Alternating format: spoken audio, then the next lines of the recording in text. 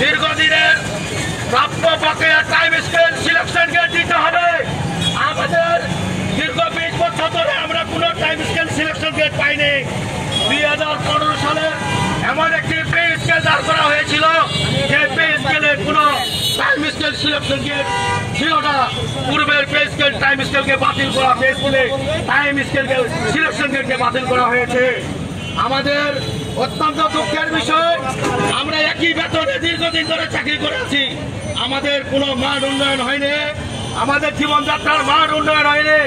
আমরা চাই এদেশের শিক্ষাক্ষেত্রে গুরুত্বপূর্ণ ভূমিকা রাখতে। তাই এই সরকারের কাছে আমাদের অনুরোধ যে আমাদের শিক্ষকদের অবশ্যই মান উন্নয়ন করতে হবে, কারণ শিক্ষকদের মান উন্নয়ন ছাড়া জাতির উন্নয়ন করা সম্ভব নয়। আমি আর বেশি দীর্ঘায়িত করবো না, সবশেষে কথা বলবো যে শিক্ষকদের প্রাণের দাবি এন্ট্রি পোস্ট নবম গ্রেড করতে হবে। এই নবম গ্রেড করতেই হবে, এটি আমাদের দাবি, আমাদের দাবি, আমাদের দাবি। এন্ট্রি পোস্ট নবম গ্রেড, এন্ট্রি পোস্ট নবম গ্রেড। আমরা শেষে আরেকটি কথা বলতে চাই, শিক্ষকদেরকে আমরা মাঠে নামাতে চাই না, আমরা চাই যে এই নবম গ্রেড অনন্ত বিলম্বে আমাদেরকে এন্ট্রি পোস্ট নবম গ্রেড দিতে হবে।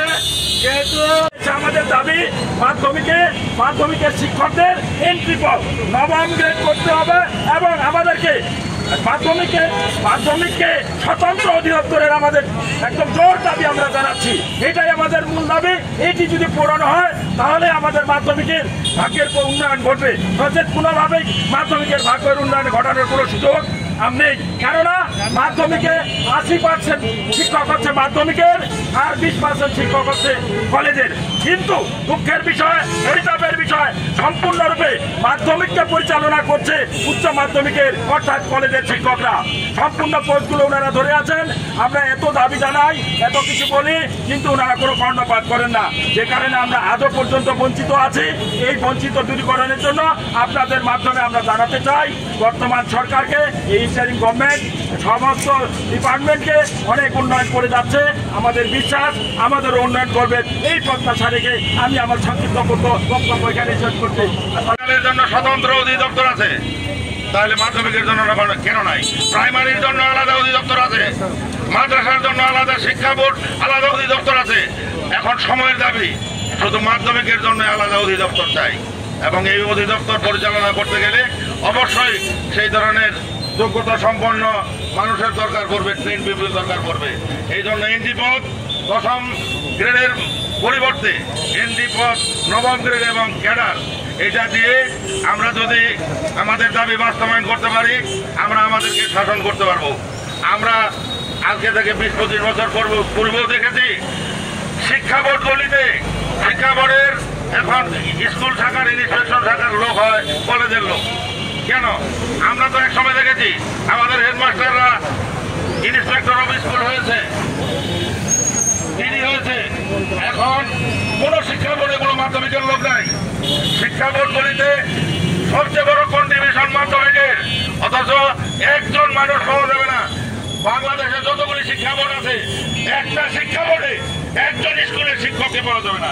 কেন? কলেজের শিক্ষকরাই শুধু যোগ্যতা সম্পন্ন, স্কুলে যোগ্যতা সম্পন্ন লোক নেই। আপনারা অর্গানোগ্রাম ইচ্ছা মতো পরিবর্তন করেন। একসময় অর্গানোগ্রাম অনুযায়ী অবশ্যই স্কুলের ইন্সপেক্টর ছিল স্কুল থেকে দেওয়া লোক, আজকে এগুলি আপনারা রহিত করেছেন।